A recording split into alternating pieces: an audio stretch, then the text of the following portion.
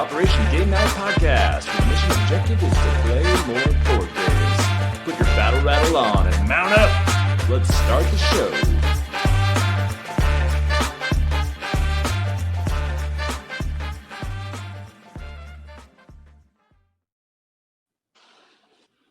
What is up, everybody? Welcome to the Operation Game Night Podcast. I am your host, Travis Smith, and this is episode 19. I am joined, as always, by my co-hosts, Clayton Gable. How you doing, Clay? I'm doing great, Travis. How about you? I'm doing just swell. And we have our co-host, Jared Erickson, on for a couple minutes. Jared, how are you?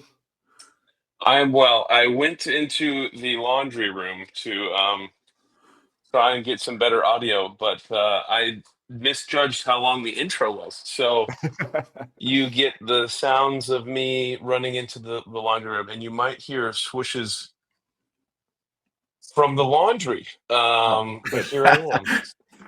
From vacation, right? Yes. So you're catching me live down here in Savannah, Georgia. We took a little jaunt over to the sea. By sea, I mean the Atlantic Ocean. But yeah, we're here with our good friends, the Tavoyans. High school, we met the wife in high school, and then Dallin came on board in college, and then we sunk up in Ohio. And turns out we all have a great passion for board games. So that's Love to hopefully we hear can get that, into that Jared. a little bit today. But He wouldn't be your friend otherwise. I know, it's like, check the box. Do you fit this bill? No. Okay, get the F out. So That's the only You're box. not what we're looking for right now. Hey, I already got enough friends. You're good. Okay, so we have a very special episode today. Today is our year in review. This will be our last podcast episode for 2024. We're going to take next week off to be with family and friends, and then we'll be back in the new year better than ever. But today we have episode 19, which is our special year in review. We're going to debrief our weeks. We are going to fall in on the mission objective, which is our year in review. And then we're going to go over the fence and outside the wire and talk about what we've been doing outside of board gaming. So, Jared. Whoa. Before we begin, I do have a special presentation, if you would oblige me. Yes, special present. Okay, this is a if you could go ahead and move to the share screen. What we have here is the Silver Spurs Syndicate. I wanted to take this chance to deliver my holiday gifts to my homies. And Okay. up first Okay. for Travis, I went on to Fiverr and I Okay. found myself an artist who was interested in creating a little root character for me. Now, this is AI generated. This is not. I did not pay for this. I took 5 days over the course of 5 days because I have a ChatGPT free, so I only get to try to do this twice a day, and then it cuts me off. Okay. But over the course of 5 days, I was able to come up with the Silver Spurs Syndicate Okay. action for root. And because I'm terrible at figuring out how to use this thing, close your eyes again. I'm going to present Silver Spurs. Eyes are closed. You're going to keep those damn eyes closed, and then don't show anything that I have. You better blur this in the post. You're asking a lot of my novice. Okay, abilities. now open All your right, eyes. Here is Oh my- Travis Smith as the Silver Yes. Spurs Syndicate. He's got a mic in his hand. Wow. He is here to help broadcast the good word of the other factions if they so need to. Do I see a little engineer tattoo peeking out from underneath his sleeve? Yeah. I got a little Wow. sneak peek in there. Wow. He's a cowboy, obviously, because the Okay. dude has a love for cowboys, lifted trucks, and hunting. But the Silver Spurs Syndicate, they don't skimp on getting their broadcasting out to the woodland. They get Nice. the critters information out. I mean, it's a good pairing with the Woodland Alliance to help spread that Okay. descent across the woodland. I I But like it. other people can use them too to kind of like launch their pieces into parts of the unknown to Okay. send their message across the land. So I will send Wow, this to you, but Yes. this is my that's gift, my awesome. holiday gift to Travis. What Uh, sort of creature is this? Is this like a weasel? it is a weasel. Yes. I couldn't figure out what kind of woodland creature to get you, but we went with a weasel. I don't know what that says about me, but I like it. He's pretty cute. I mean, Man, I was a huge wild weasel in back at the academy. So I Okay. mean, but you obviously you were not a huge wild weasel, but I'm gonna uh, have to make this my character in like the Root RPG. We need to get somebody to facilitate a campaign in the Root RPG for us so that I can yes, play as this character. yes. But man. I mean, Fiverr was awesome. The guy who helped me out was very professional. He was really quick, and I thought it was neat. It's on trend for the other Root Yes, I love it. factions and stuff. So Yeah, um, that's awesome, Jared. there you Thank go. you. But I love it. yay! Well, I so then I was like, okay, well, these two guys really love Root, so I do have another presentation. Mind you, my again, we're gonna have to do some silly things because I can't figure out how to do this. Um, I think you got it, Jared. You're believe in seasoned me. now. Yeah. Believe in me. So for Clay, I want to do something a little different and not just make another faction. Am I sharing? You're sharing. Let me know when Okay, I'm good to add it to the stage. don't be peeking. Don't be peeking. Okay, you may add it to the stage. I have created a playmat for Cleowolf. Oh Um, my Nice. gosh. it it is oddly similar to the Vagabond. But Clay doesn't get his own faction, but I tried to do a little get a little cutesy with his faction board here. Oh my Obviously, his gosh. natural habitat is being at home. He loves relationships, and AI also helped me down in that bottom right corner create the three character duo. I'm obviously the pug with a hammer, um, and there's Travis with his Oh mic'd up my cowboy. gosh. I love it. So thank you. Well, Wow. actually, I would be remiss if I didn't thank Adri because we had to do a lot of post production on this one.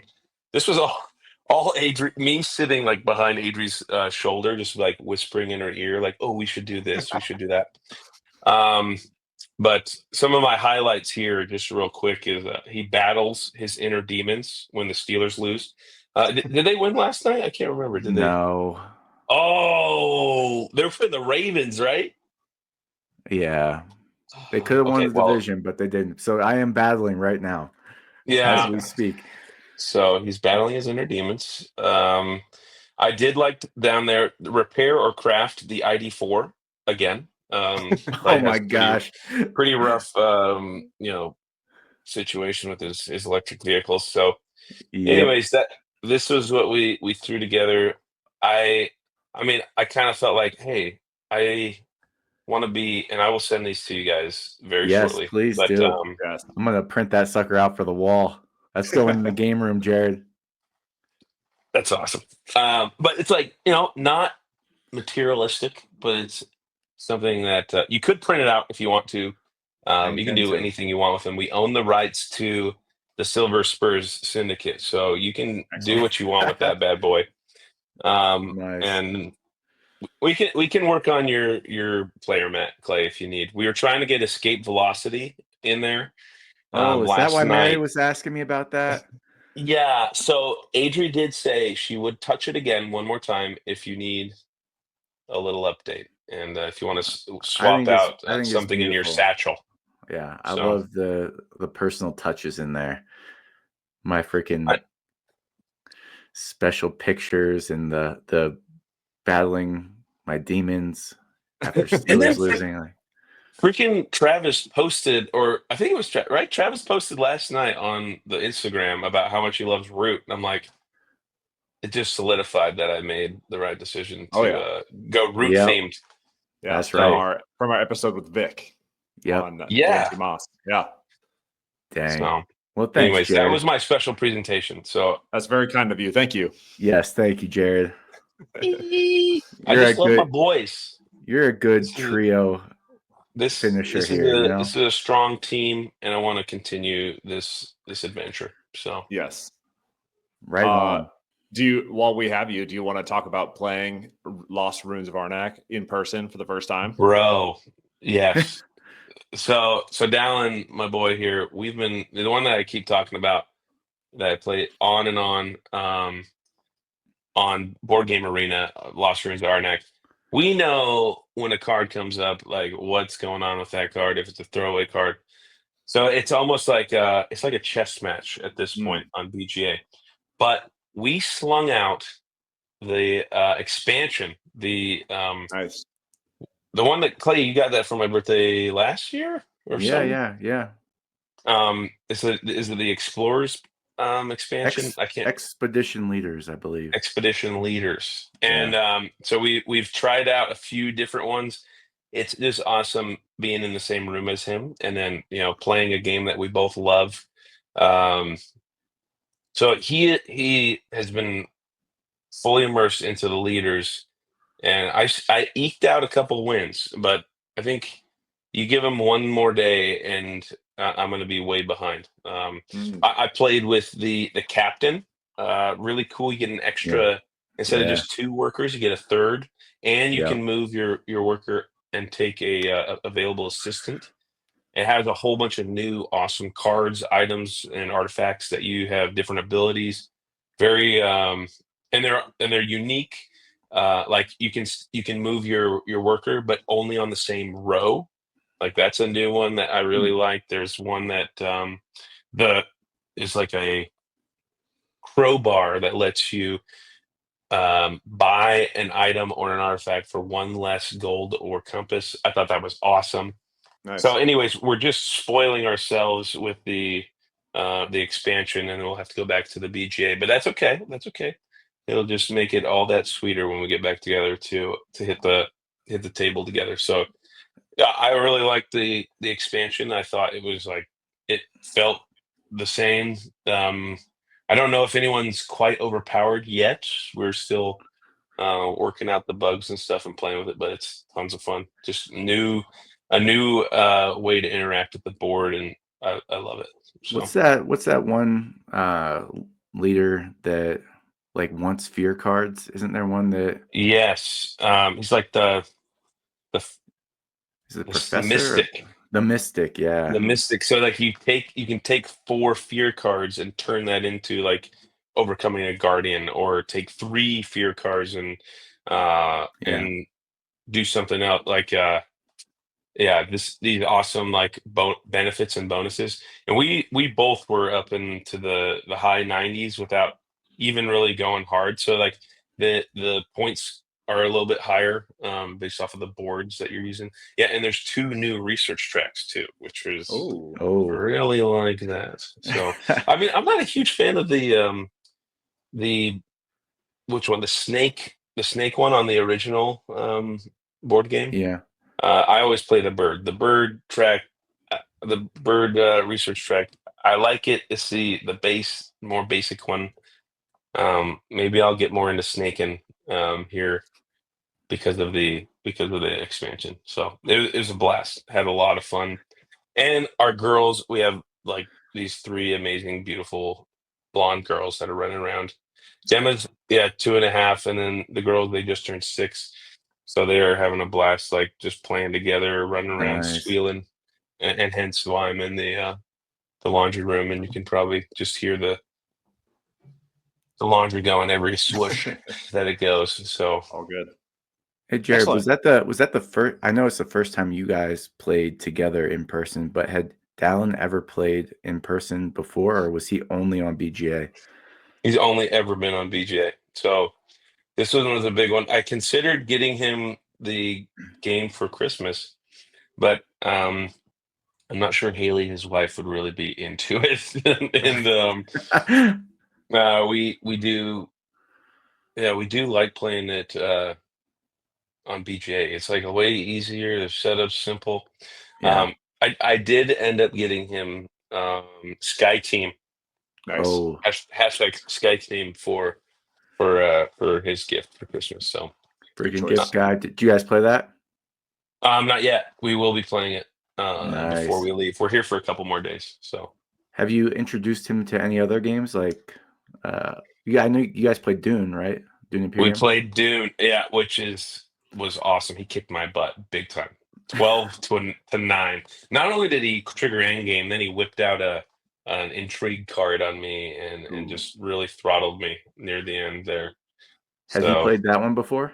never. Yeah, he Wow. picked it up like that. The first time he ever Yeah, played, he was dominating. So Wow. that's cool.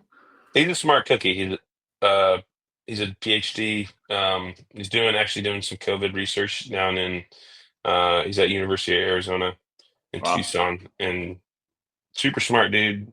So it's easy for him to pick up any kind of strategy game and stuff. So That's we awesome. also played Quacks of Quedlinburg. Is it Quedlinburg or Bog? Quedlinburg. Quedlinburg. Doesn't Rodney say Bog? Well, he's like He's Canadian. Yeah. Oh, okay. Yeah, that's true.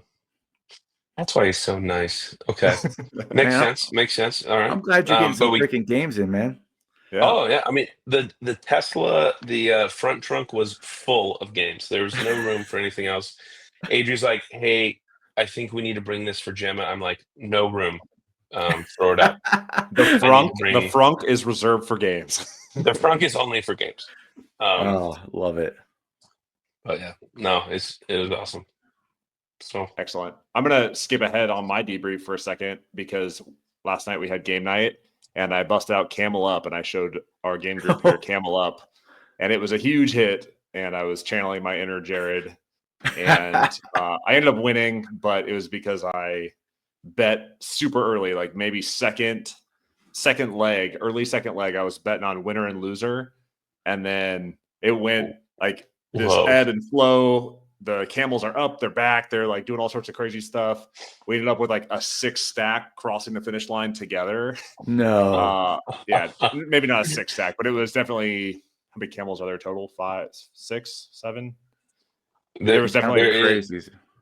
There's 5 colored and Yeah. 2 crazies. But yeah. So I had a stack of 6 cross the finish line together because there was my one gosh. more that was hanging out at the back, and I got them all correct, and I brought home a huge win. So that game Dude, was that's so probably great. got to be your heart was probably racing. It's like sports betting. It's like real Yeah. life sports betting. You're like, Yeah.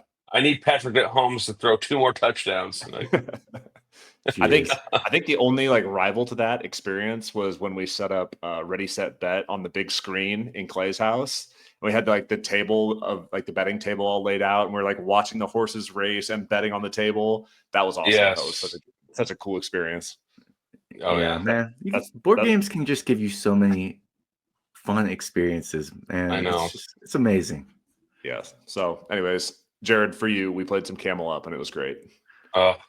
Dude, Dallin, my boy Dallin here told me there's an expansion to Camel Up.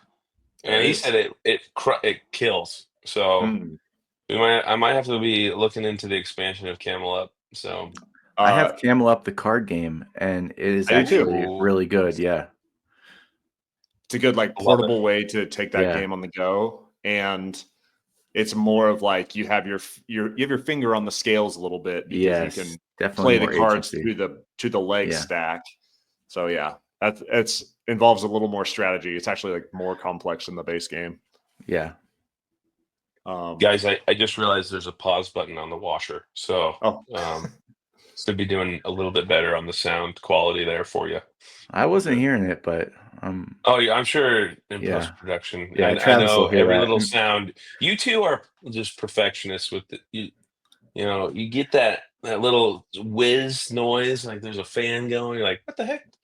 Well, the Oh, other day, my microphone was picking up my laptop fan, so this thing's about to explode. It's getting old. It's time for a new one. So, anyways, we played Camel Up. It was a hit. We played Camel Up, the card game, last weekend with Rachel's brother. That was a hit.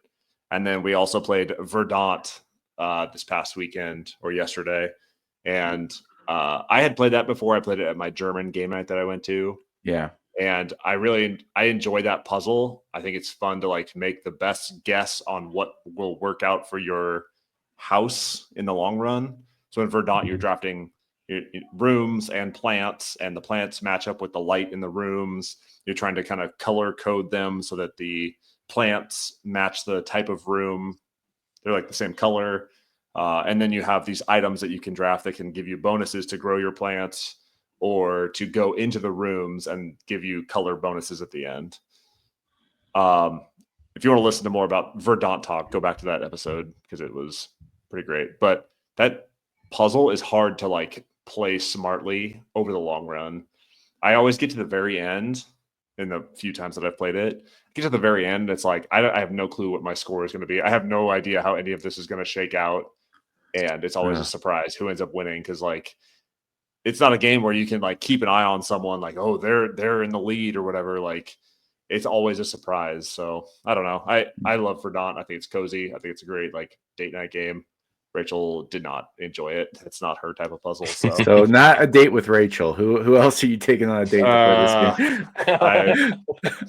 I don't know. I'll probably only bring this out on select occasions, but the family that we were gaming with, they loved it. We got the kids involved in both games, Camel Up and Verdant, Nice. and they borrowed both of those games so that they could participate.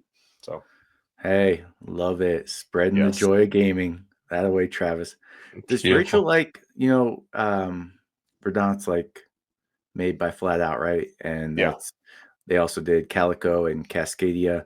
Does she like either of those two, or does she not like those puzzly type games? I don't think she's played either of those, but we played Fit to Print, and she liked that one well enough. I mean, that's a much faster game though. Yeah. And it like keeps you moving and you're always doing stuff.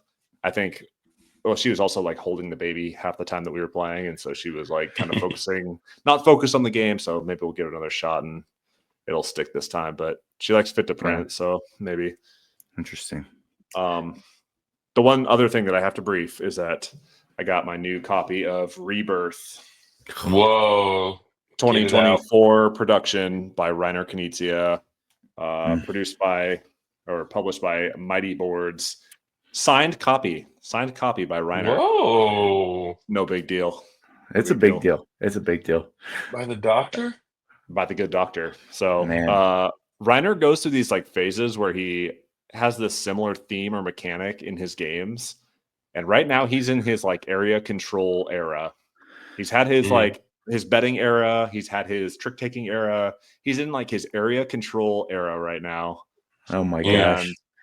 And, you know how many I have this saved, like 15 different copies of this saved on eBay.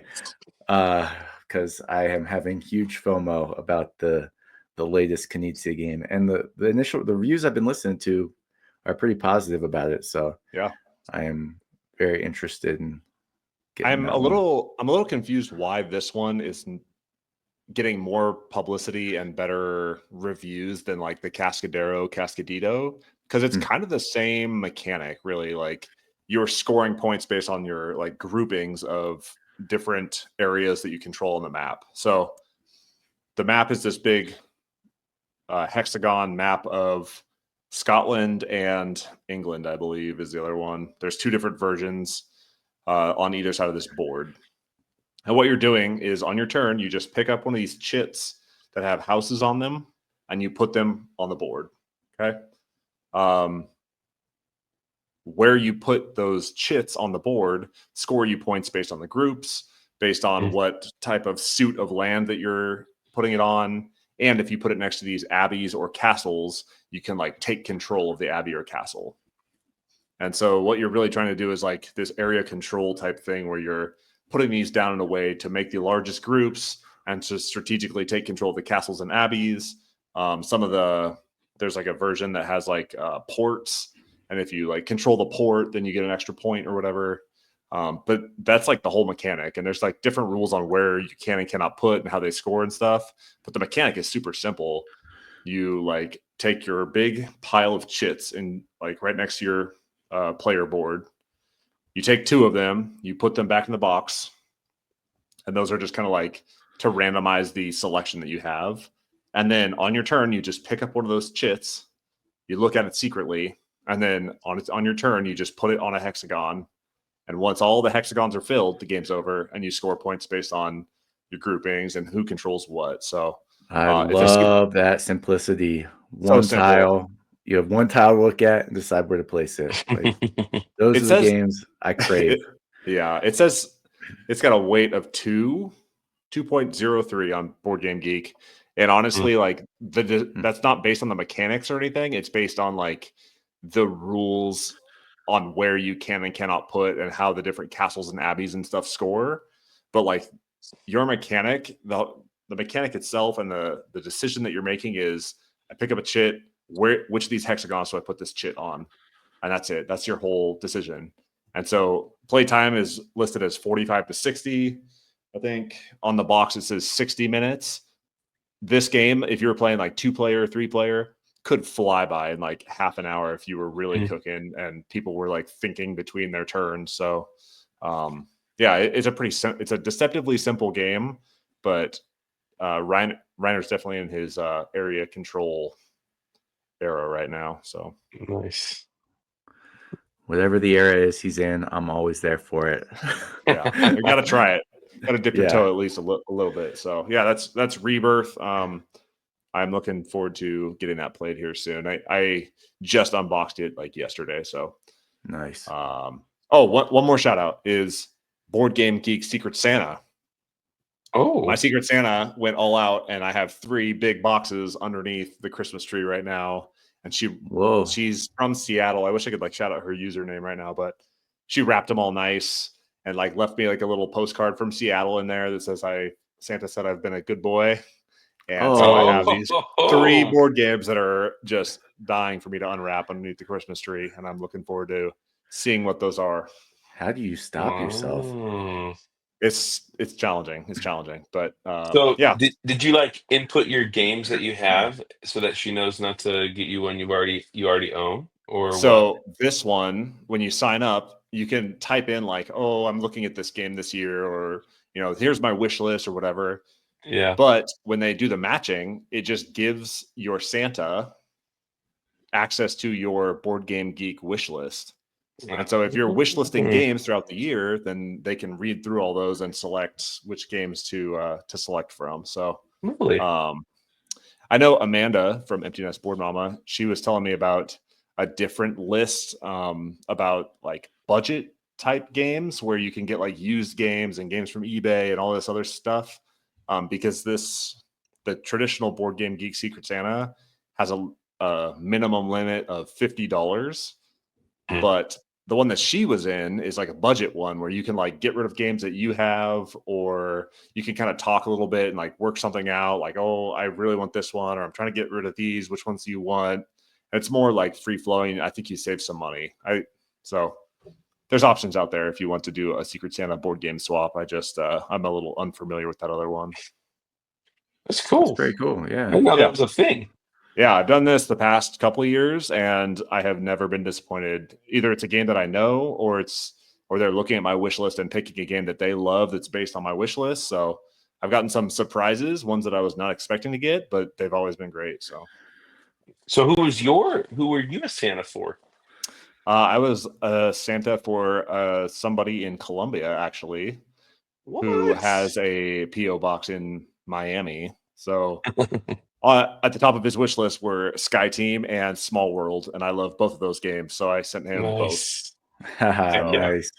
Yeah. So excited for him to get those and give those a play, because I love me some Small World and I love me some Sky Team. Yeah. That's fun. Sky Team, man. It's a hit. Yeah. And they have their new expansion, so I'll have to give that a try sometime. Did it win the Spiel des Jahres? Yeah, I did. Last year. Okay, last year nice. So freaking Sky Team. Freaking Sky Team. Clayton, debrief your week for me. Huge week this week. So on the heels of Jared's boards night, our group here really decided that would be a fun thing to do. So we fired one up on Friday night. Everybody brought their charcuterie boards. Just by happenstance, I've had that charcuterie board game on my Amazon wish list for some time, and Mary's sister sent it to me for Christmas. So I got it like 2 days before our boards and boards night. And I was like, obviously we're playing this. So charcuterie, the board game, is an I split, you choose board game where you're trying to make a charcuterie board with the right combinations of dips, meats, cheeses, breads, and fruits. And so on your turn, well, everybody kind of takes a turn at the same time, but one person's a host and they get X amount of items out of the bag and they split them up into stacks equal to the amount of players. And then the stacks get sent around the table and the person that's the host gets last choice of the stacks they made. So it's just I split, you choose. The theme, the weight, the approachability of it was all great. I love that there is this game in the world to be somebody's over and they're like, oh, you like board games? And yeah, I like board games. Here's an interesting one that might be appealing to you. It's about charcuterie. I know most people are appreciative of meats and cheeses these days. So yeah, just a welcoming game that people will be interested in playing just based on the theme and how it's presented. I personally had some issues with and not me personally, but I noticed in our group of 6 players, the scoring seemed to be holding some people up, mainly the difference between groups and what's adjacent. And yeah. So, and what's a pair. It made sense to me, but I read the rule book and watched a video and I tried to explain it to them, but essentially like groups are like all touching together as big as you want it to be. Adjacent just means it's touching. A pair can be anywhere on your board. Yeah. And people just had a hard time internalizing the different scoring objectives and like, oh, I need a group of cheese that is all different. It just didn't seem to be as clean as it could be, especially given the target audience is probably going to be people that are not as familiar with board gaming. So I wish there was a simpler set of like that was the base set of scoring objectives that we use. So I wish there was something. There's a hidden objective too, and yeah, so people like that seem could to throw people off too. I think. Yeah, because then they can't even ask about it because they feel like they're throwing giving up. up there. But I don't think anybody had trouble with their hidden objectives too much. Mine was like the vegetarian, so I didn't want to have any meat on my charcuterie board, which was fun. But anyway, it was like 30 minutes. I think in general, I split, you choose. It's a mechanism I like, but I don't know that I like it at 6 players because it feels like you want to make an interesting decision as the host as to what you put in these stacks. But I think at 6 players, ultimately, it doesn't really matter. Like you were making stacks of 2 and you could try and put a stack on there that you really wanted, but the odds of it coming around back to you are so slim. And I just don't know that that's a player count that I split, you choose shines at because, and I think making that the drafting mechanism probably just slows the game down versus just saying, pull out 6 stacks of 2 tiles and pass it around. You're just giving someone a choice that's not really a choice. And you watch people like stewing over making these piles and it's like, it really doesn't matter.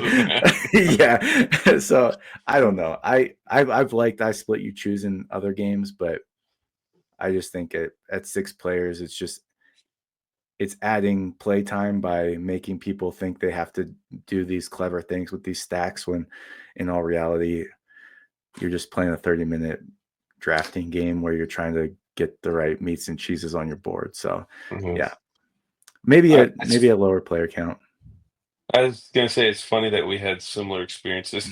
I didn't debrief it on the podcast, so I probably should have to warn you about some of those same things. Not saying that it wasn't fun. It was fun, but yeah, I could see it being fun at 2 because at 2, I think you get to make even more piles and you take Yeah. multiple turns drafting from there. At 6, it's like, yeah, there's so many of them, and it's like one person was taking like 8 minutes to make these little piles, and I was kind of distracted because there's a lot of stuff going on, and I'm like, guys, it doesn't really matter. Like, none of this matters. Like, just make the little Yeah. piles. We'll go around, and like, yeah, each type of like veggie, fruit, meat, cheese, like each one has like 5 or 6 different kinds too. So it's like Yeah. there's so many options. It gets like, yeah, people are like, should I put this with this or should I do that? And maybe like at 5 or 6, you should just like it just randomize the piles, like just Yeah. go. Yeah. I don't know. Yeah, I really don't think that mechanism added much to the game experience. Like it would have been just as fun just to draft the Yeah. the food items off the tray without knowing somebody split them up in some specific pattern. So, but anyway, I mean, I'm glad to have it just because of the theme, and it's something I feel like I could, introduce to people. But I don't know that I would do 6 players again.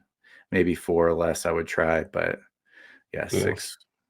It probably just took a little too long for what it was. And it didn't take that long, but again, it's a silly drafting game where you're making our charcuterie board. It doesn't have to be rocket science. So we played that, and then we played the Spanglers recently got into Wingspan, and Carlin has been dying for Alana to play Wingspan with her, and she has so far been giving her the stiff arm. So Carlin used this opportunity of this boards and boards night to pitch a 6-player game of Wingspan, Nice. which without the flock mode introduced in Wingspan Asia would have been an unmitigated disaster. But I wouldn't on a normal day play Wings. I wouldn't play most games like above 3 players really, because they just take too long. Like playing Wingspan at 2 players, it's like an hour, maybe 3 players, 90 minutes. If you're getting much longer than 2 hours on Wingspan, forget about it. But fortunately, in the latest expansion, I don't even know, is that still the latest expansion in Asia? I think so. Yeah, they introduced a flock mode so that you can play with 6 players without incurring all the debt of additional playtime. So how they do that is in Wingspan Asia, you got a extra die, and you got like a little place to play out bird cards. So you have everything in Wingspan Asia to play the game. It's just like a slimmed down version. So essentially, you take your regular Wingspan with the bird feeder and everything, and you take your Wingspan Asia bird feeder and die, and you make 2 supplies of bird feeder cards and resources. And then there's this little dial in the middle that has all the player colors around it. And on each turn, there's a dial pointing to one player at the one end of the table, one player at the other end of the table.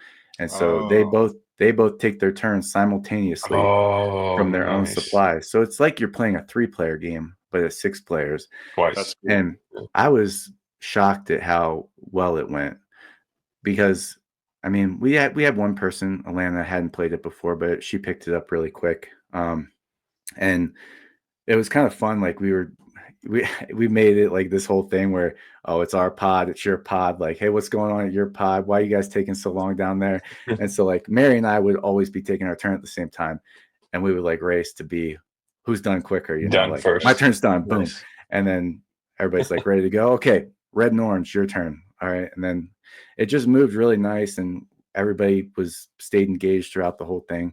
So I thought it was a very clever way to up the amount of players that can play Wingspan without taking for freaking ever, because it's a good game, but it's not good enough for me to want to play it for 3 or 4 hours. Like I will be sick of those freaking birds at the end of 4 hours. But it probably took us just under 2 hours to get it done with 6 players. So yeah, and we took break to put my kids to bed at one point.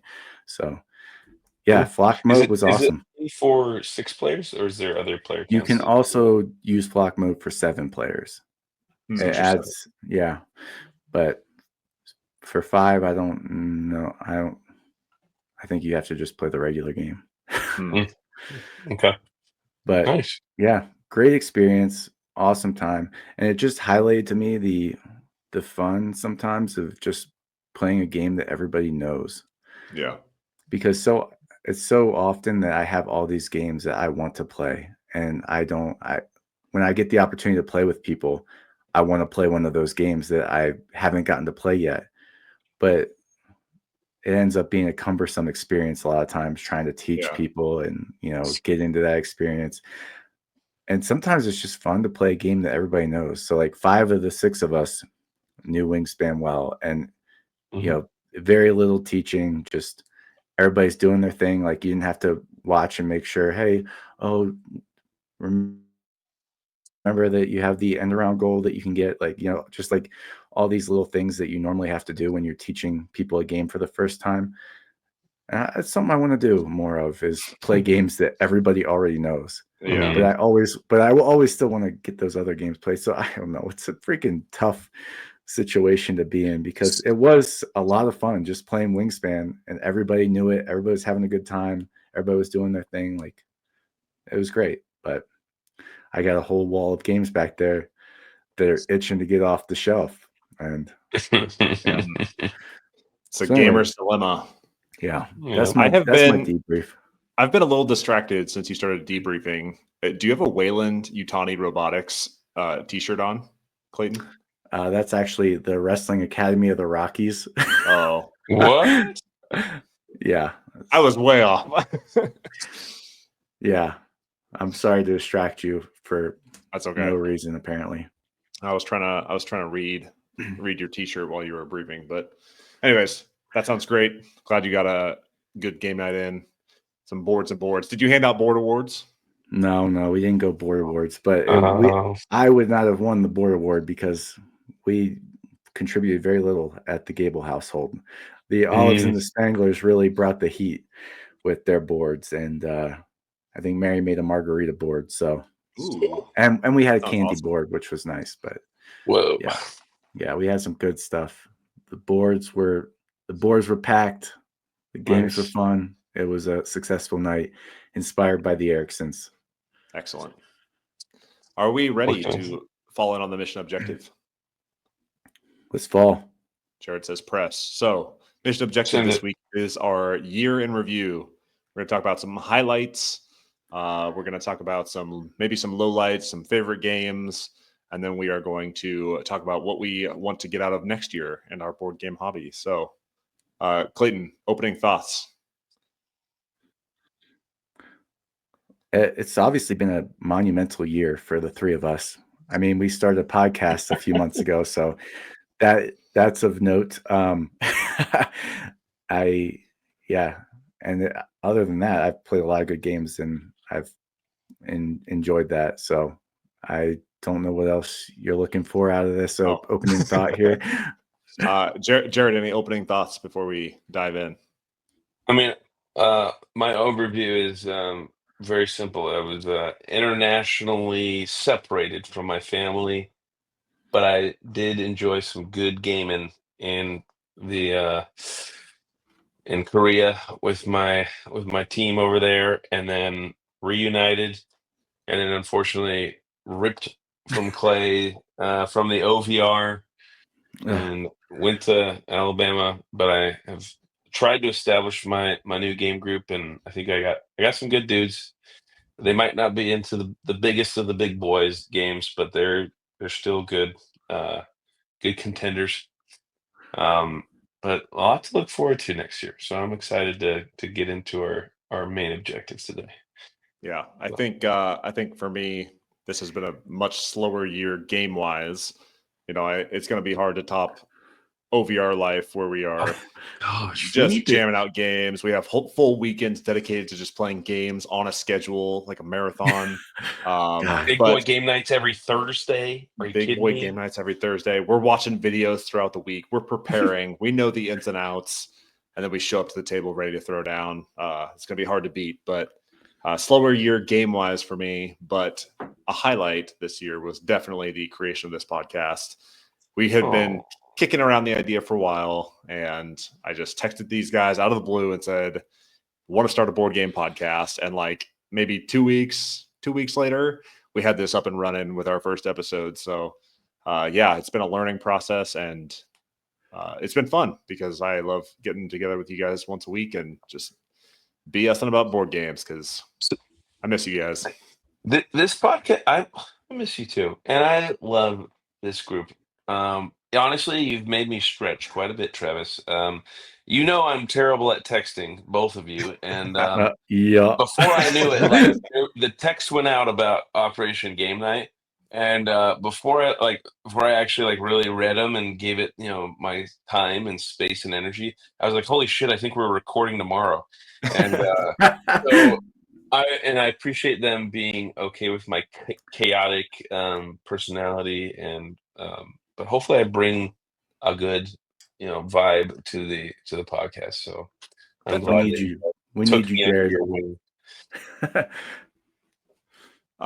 So Clayton, give me one of your highlights this year. So the first thing I want to talk about are my stats. Okay. I want to do a review. I religiously record my stats on the BG Stats app and also integrate my Board Game Arena plays into that app. And only for moments like this when I can spout off some numbers with some confidence here. So in total, I had 520 game plays this year, which Whoa. I don't know if that's a lot or not. It seems like a lot to me, but 180 different games I played this year, which That's I pretty feel good. pretty good. I feel That's pretty impressive. good about that. Yeah, I've logged a lot of different games. 97 games I played more than one time, which that was probably the most shocking statistic of all to me because I feel like most of the time I play a game once and move on. If I get a second play, that's good. So for 97 times I played a game twice. I'm pretty happy with that. Yeah. 18 games I played more than 5 times, with the most surprising of those 18 being Arcs. I wouldn't say surprising. It's just that's a pretty big game to get 5 plays of in, I feel like. So I feel lucky that I got that one made the 5-time list. Excellent. And then 7 games I played more than 10 times, with Castles of Burgundy leading the way with 42, Sky Team at 15, Captain Flip at 13. That's Not a Hat with 12. Nice. Heat, Pedal to the Metal, 11. Sea Salt and Paper, 11. Distilled, 10. And Mountain Goats, 10. So nice. That's a great list of games to be playing 10 or more times. I mean, there's a reason they've all been hitting the table and the digital table. All great games. Yeah. How do you reconcile your BGA and your other guns? You have to physically add them all. You have to go in there. No. There's the BG Stats app integrates links them with Board Game Arena. So you just hit import and it pulls in all your plays from BGA. That's beautiful. So, yeah. So those are my stat highlights for the year. I feel accomplished. I've done a lot. I've talked a lot. I've also done now 19 podcast episodes. Actually, 18. That's the only stat that matters. 18 because Travis did one by himself. Okay. But 19 if you count being on Gamesy Moss with Vic. That's also true. Yeah, did we not count that on this one? No, not yet. I think we are going to publish that as a special edition episode next week while we are off for the holiday. So tune in next week for our feature on Gamesy Moss. We'll get that posted to the website, and we'll give you some extra content for free just because we're going to be out enjoying time with our families. So I love it. I think we're tied, Clay. I think we're both tied for 19 episodes because I took a week off when my daughter was born, and you took the week off when I did my solo episode. So I think we're tied for perfect attendance. We'll see who comes out on top. Yeah. Jared, Don't ask me about my stats. So. Welcome to your 5th episode, Jared. Yeah. That's right. So Clay, you have all these stats. You have give me the total number again. 500 and what? 520 plays. Okay. Damn. Are you gonna like do 520 burpees to like celebrate, or 520 push-ups, or like? I don't think so. Oh. I'll take 520 steps. Okay, 520 Ritz Bits. Oh, I probably could. I was into some Ritz Bits last night. Were you bitten? I was bitten. Good. All right. So Jared, give me some highlights from this year besides the podcast. Besides the podcast, I was gonna say, and I hate bringing it up all the time, but being in Korea, and I had this like bag, this Korea Costco reusable bag that I would keep all my games in, and I'd run to the squadron bar, carry my sweet little bag, and we'd hit some games on Saturday night. We're all very lonely without our families, but we found some comfort and fun at the bar, just playing some wholesome board games. Got to like play other games that I didn't own myself, like Munchkin and what was that other one that was like the big circular one that I asked you about, Clay? Oh, I can't remember the name. Just good people and finding, I don't know, some more sense of a community there. Because I'll be honest, if you rewind like a year and a half when I first got to Korea, it's just crazy. It's a shit show. I don't know what I'm doing in my job. Well, I still don't know what I'm doing in my job. But there's a lot of like, it's tough being out there on your own, but then finding the community with my my game group and holding each other up. It was good. Yeah, I would say that was probably my highlight. But also all the online games would be also a huge highlight. Would be staying connected with my friends and my family that I don't get the pleasure of being around as much as I want to be, but I still get to throw a couple dice or play some cards or whatever on any of these online platforms. I'll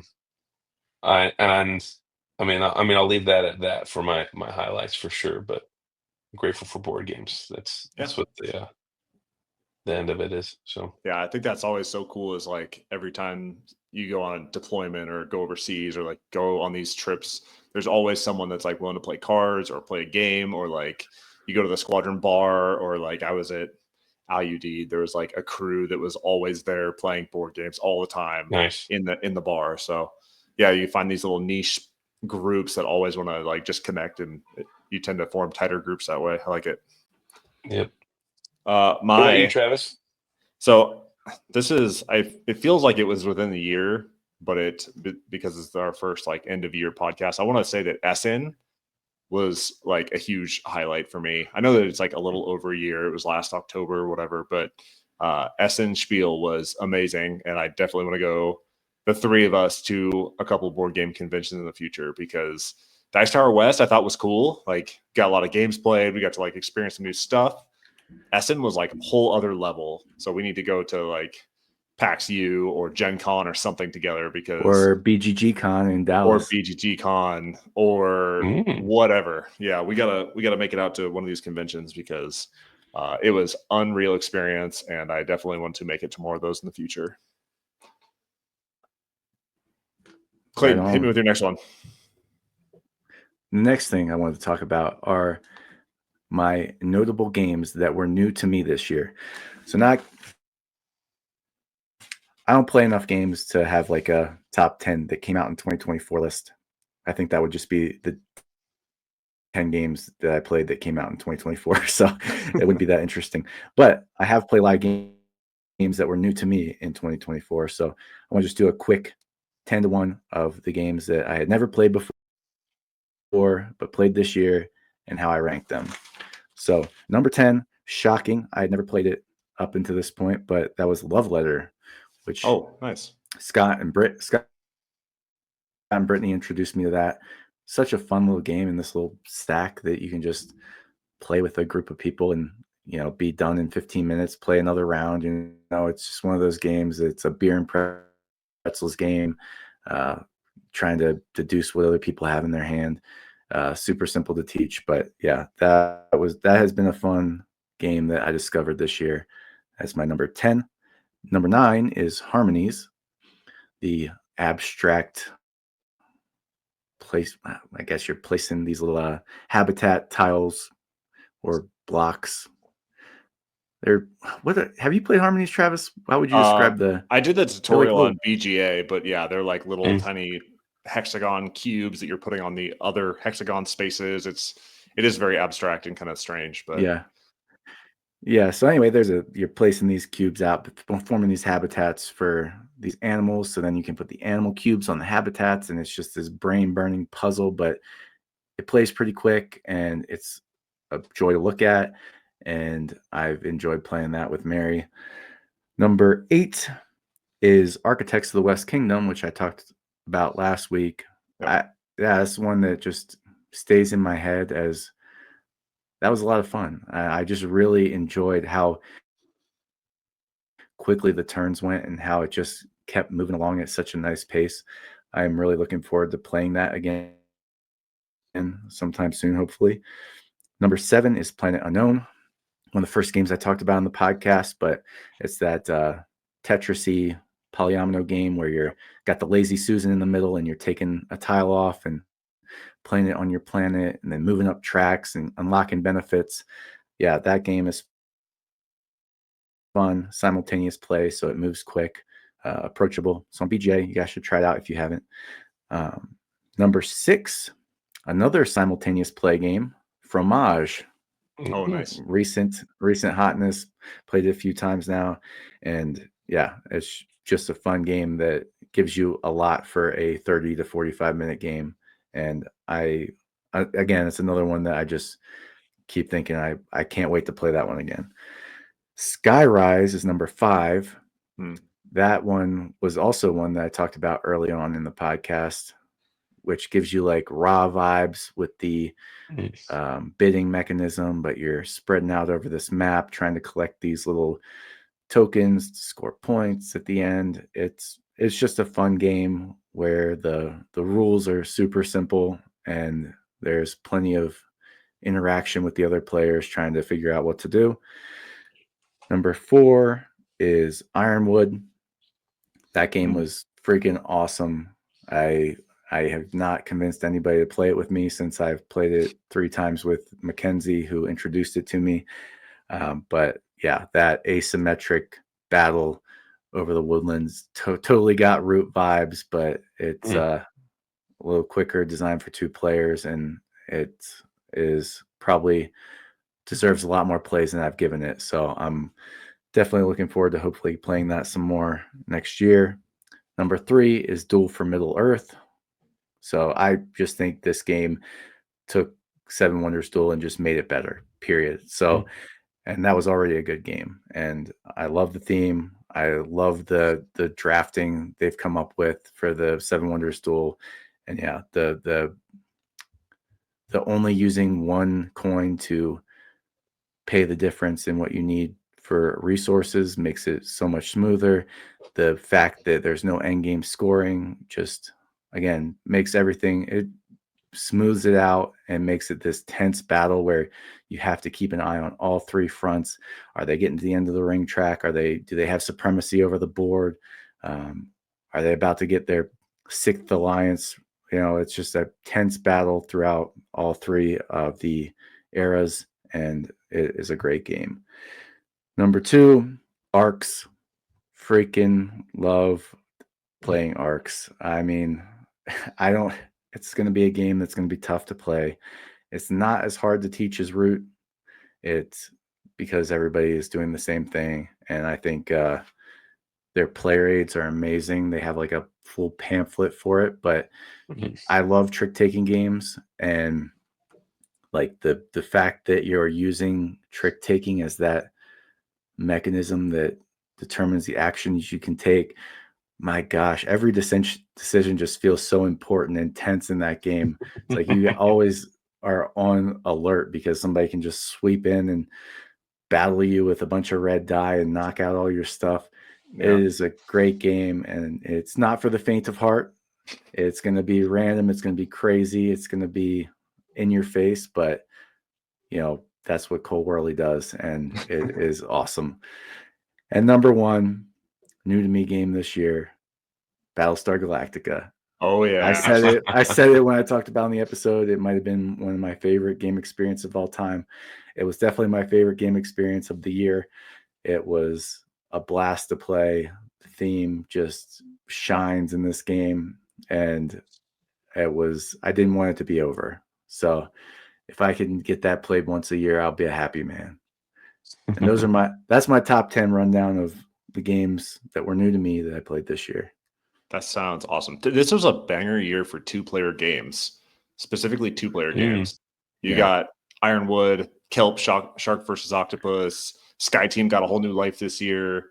You had like a King of Tokyo duel come out, Lord of the Rings duel. You had all sorts of 2-player games. The new I know it's not specifically it is specifically 2-player. The new Star Wars deck building, Clone Wars expansion, standalone. Everdell Duo. Like, it was a good year for 2-player games. Heck yeah. Maybe the world's getting a little more cozy, Yeah, they're maybe pairing up, and I mean, the world's not having as many kids, but get a little closer with your spouse, I guess. They're trying to cater to millennials that just live with their significant others. That's right. Jared, any other highlights from this year? I mean, I wasn't gonna start spouting off a 10 board game list. Okay.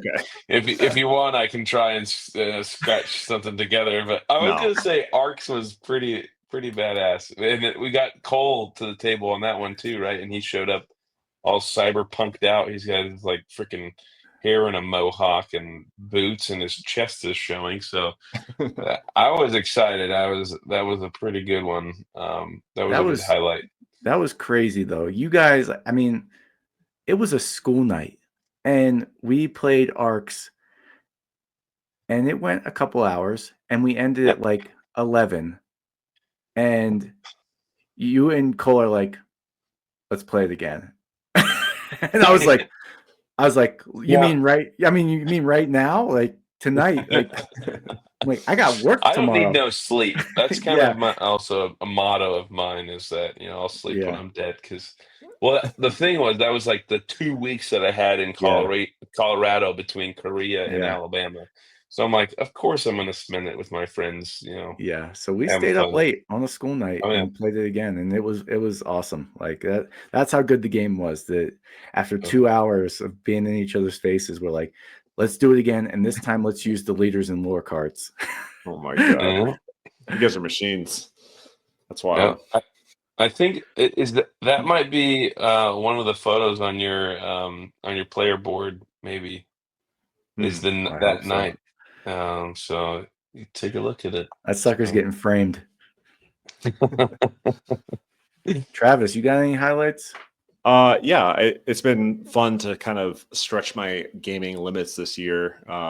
It's been kind of a weird year, both with moving overseas and trying to find a new game group and having a kid. So gaming habits have changed a bit, and it's definitely like pushed me to reconsider all of my hobbies, not just gaming, and how they fit into my life, and how can you continue to partake in a hobby that takes as much time as board gaming when you are stretched for time like this.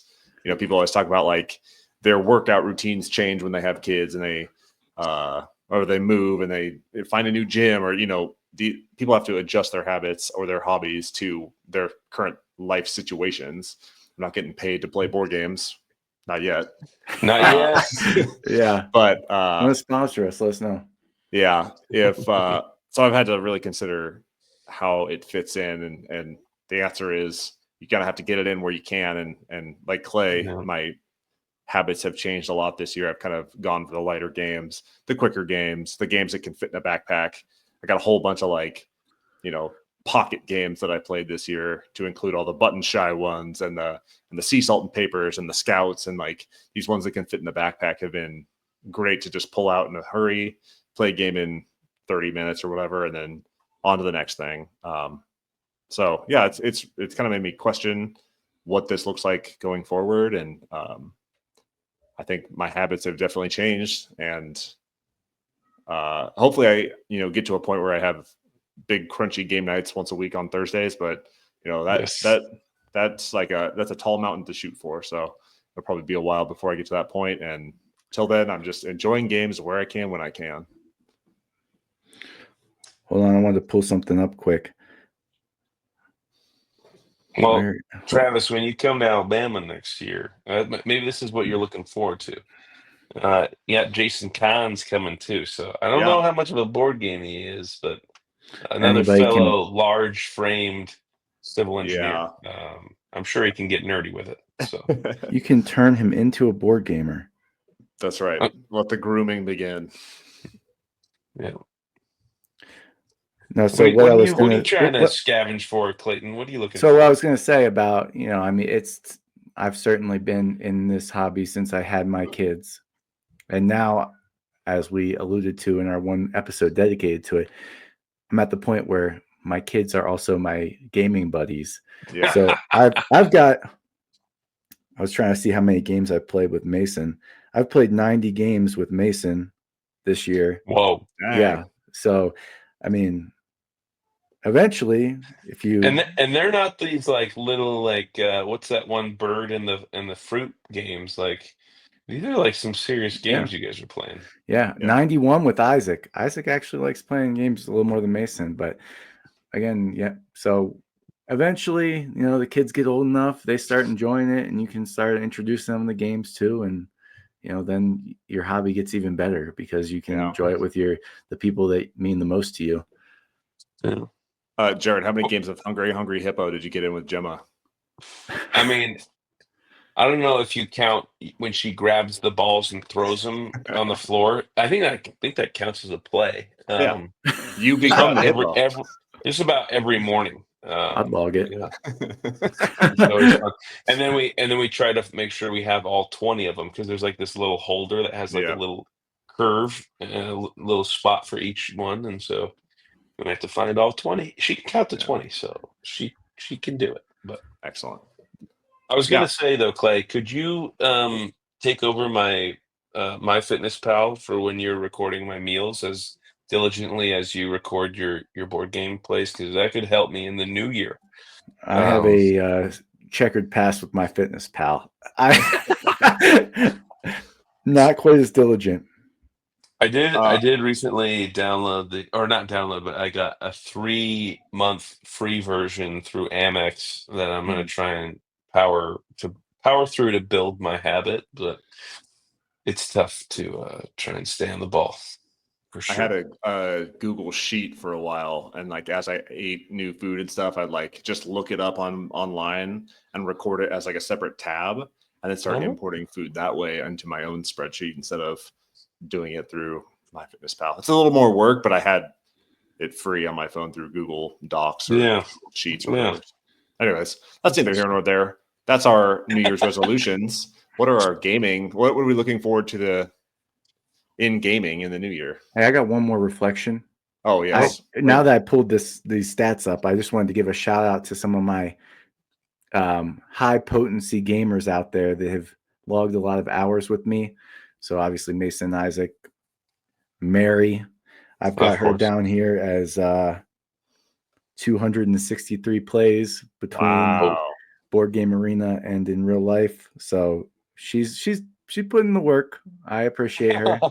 She's not always happy about it, but I think we enjoy that time together. From my opinion, it's pretty close to 2 games a day. That's crazy. Yeah, that's wild. 2 games a day. 500 something divided by 3. Not for her. Me. Sorry. Oh yeah, for me. Yeah. You total you're gonna get a lot of these games in. Yeah. My mom I played 55 games with her.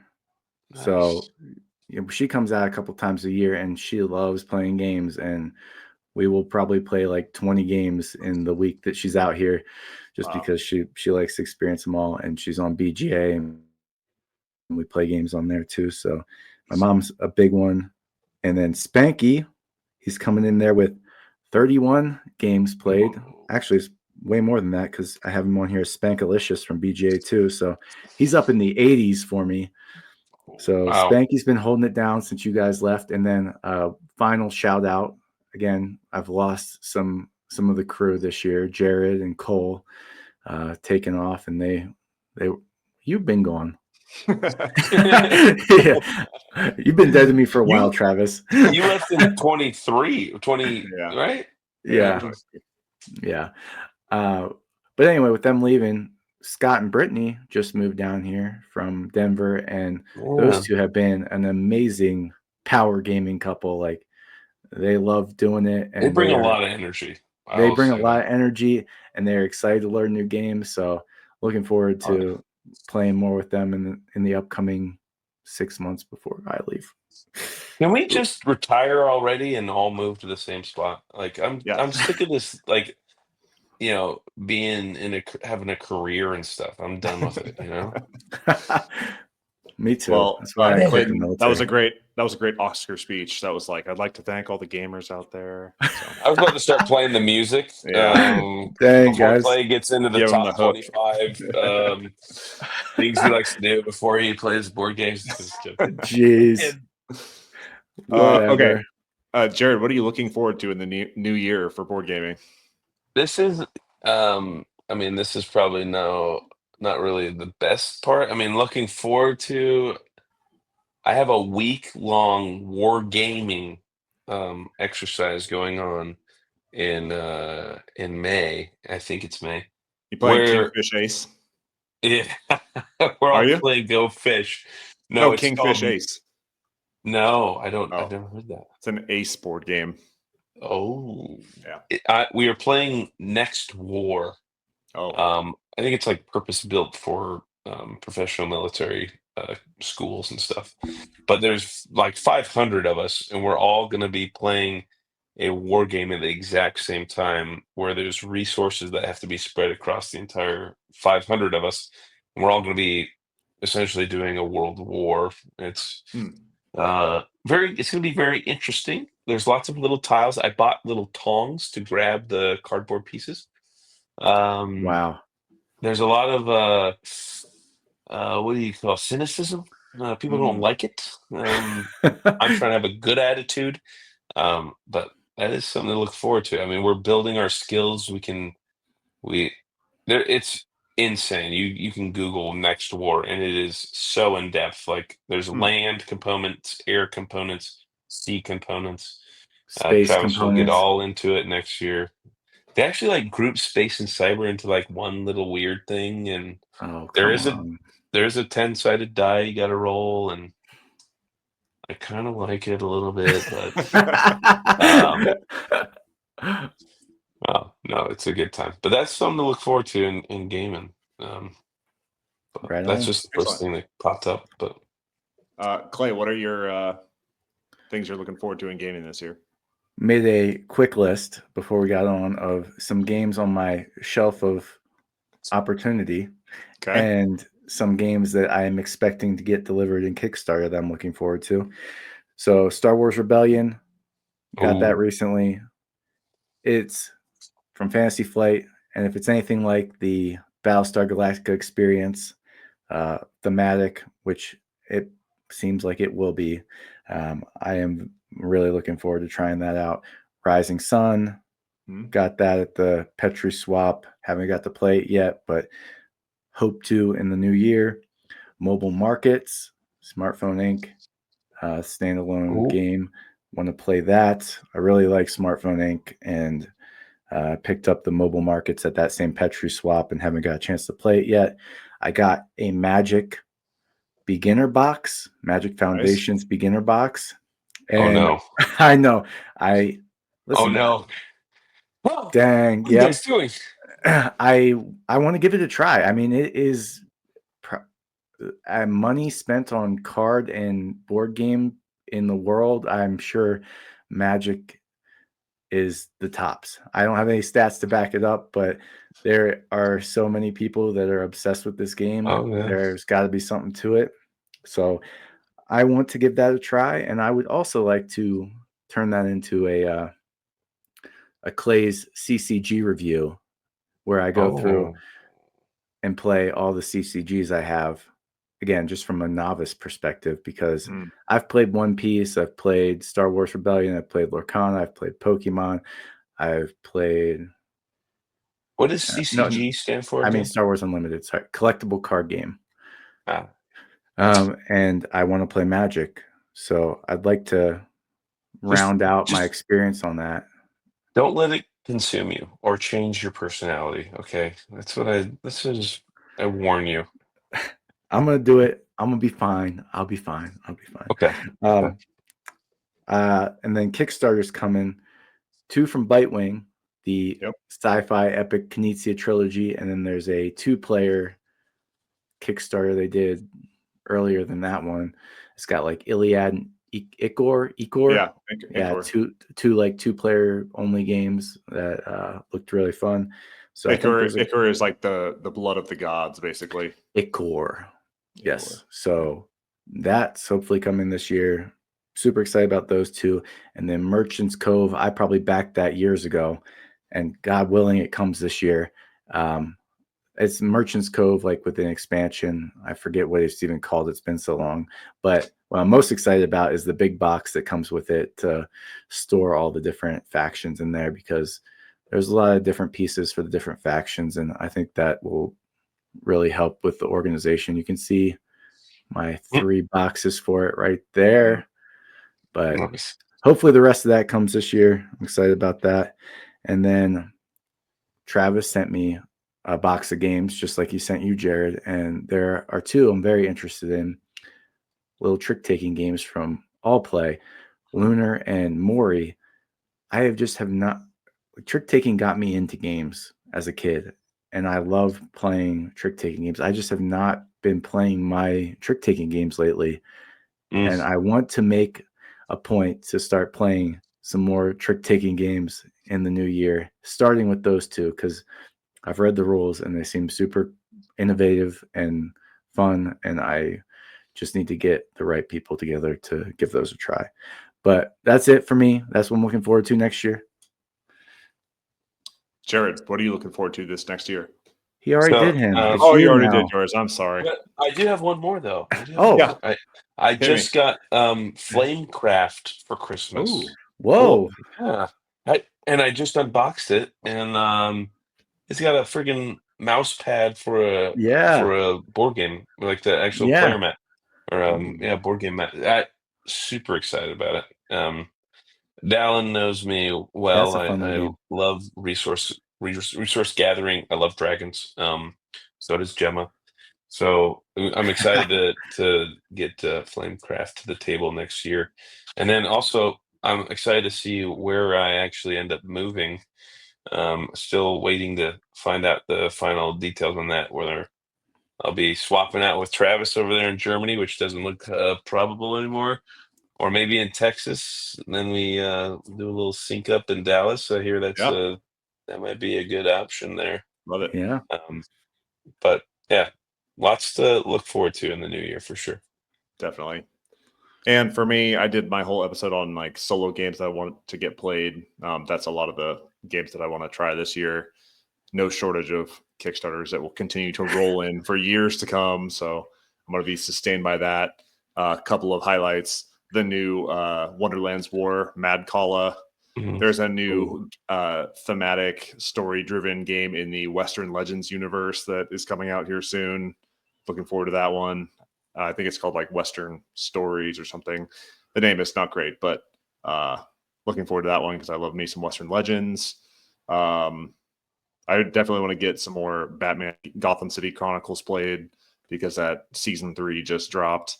And then they're going to launch a RPG campaign if you want to swing around as Batman or create your own Bat character and partake in some RPG stuff. new Root faction. I want to give that a try. Have not had the opportunity to do so. The two new factions in the new expansion. So looking forward to those. Yeah, the sky's the limit. And most importantly, I just want to continue to like get better at this podcast because we are learning something every week. I like doing this and I enjoy talking to you guys. And we hope to keep putting out good content for our listeners. So the podcast is at the top of my list of things to look forward to this next year. And I promise I'll get better at sharing my screen. I apologize about that, guys. Sorry. All good. Hey, we're using new tools every week, so what can you expect? I don't know if we've had 2 weeks where we've done it the exact same way. We've like changed something every single week, whether it's mics or headphones or recording or editing software, or it's been something new every week. So we're doing it on the fly. Yeah, I love it. Awesome. Always getting better. Wait, let's go over the fence very quickly. Rapid fire. Clayton, what else? What have you been doing outside of board gaming? So I tried to get Carlin to watch Hamilton because passionate about Hamilton. She made it halfway through. Not happy about that. Carlin has never seen like Alexander Hamilton. Like no. Had a torrent affair right there. No, and she quit halfway. So okay, I'm gonna calling her right after this. Yeah, it came up on Friday when we had our boards and board night that I had not seen Godfather, and she's like, "You need to watch Godfather," and I was like, "I will watch Godfather if you finish freaking Hamilton." So anyway, oh my gosh, I watched Godfather. I watched Godfather last night. Good movie. I'm eager to see the next one. I guess it makes the top of best movies of all time list for a reason. Pretty darn good. I should have expected it, but my expectations were low for it, and it surpassed them. So looking forward to checking out Godfather 2 here soon. Arguably better than the first one, so you'll enjoy that one. That's my over the fence. Awesome. Jared, over the fence, what else you been doing? So the biggest thing right now is potty training. Gemma just hit 2.5 years, so we do need to ratchet it down. But she is doing very well. Still tinkles a little bit from time to time when she gets too excited, especially when we're here playing with the other girls. But we have this like little travel potty, and she has the cutest little butt. But we had to pull over on our road trip here to Savannah and get out the little porta potty, and right on the side of the road, there she is squatting down, relieving herself on the side of the road. But that is a little time consuming, and she sometimes has a little attitude with dad, because he's always like, "Hey, you gotta go potty, let's go sit on the potty." And she's like, "No, dad, no." But that's that's Gemma in a nutshell. But no, that's one of my big things going on outside of board gaming for sure. That sounds exciting. Travis, what do you got? I have a couple audiobooks to shout out. We've been driving around a lot to these different Christmas markets and traveling a little bit. So I've been listening to Stephen Fry's like Greek trilogy. He's got his Mythos, Hero, and Troy. Mythos, Heroes, and Troy is the trilogy. And he narrates the books on Audible. And they're so good. You can like take any Greek classical mythology story and he makes it relatable and personable, and he adds in like a little bit of dialogue that is like true to story, but also gives it a little personality. It's so good. I listened to Mythos first, which is like the creation of the Greek pantheon, and then Heroes is about specific Greek heroes of legend. So Io and Hercules, or all those heroes and stuff. And then Troy is about like the Trojan War and all that stuff. So really enjoying those. And I would recommend those to anybody who enjoys audiobooks or the Greek pantheon of legends. And he has a great accent. Stephen Fry's awesome dude. So yeah, turns out one of the best like British actors is also good at reading books. So there you go. You can listen to those, and those are always entertaining. So did we do it? Is this the final episode for 2024? Wow. Can we just do a group hug? Just lean in. Hug. Good job, team. I love it. Did you have a question, Clay? No, I was hugging. Oh, okay. Yeah, so we did it. Episode 19 in the books, 2024 in the books. We'll post a bonus episode next week while we enjoy time with our families. And we will be back in the new year, better than ever. More board games, more guest hosts, more features, more discussions, more friendship, better all around. So this has been episode 19 of Operation Game Night.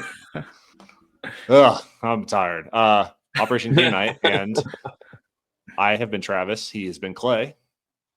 He has Later, been everybody. Jared. Dismiss. And we'll see you in the new year. See ya.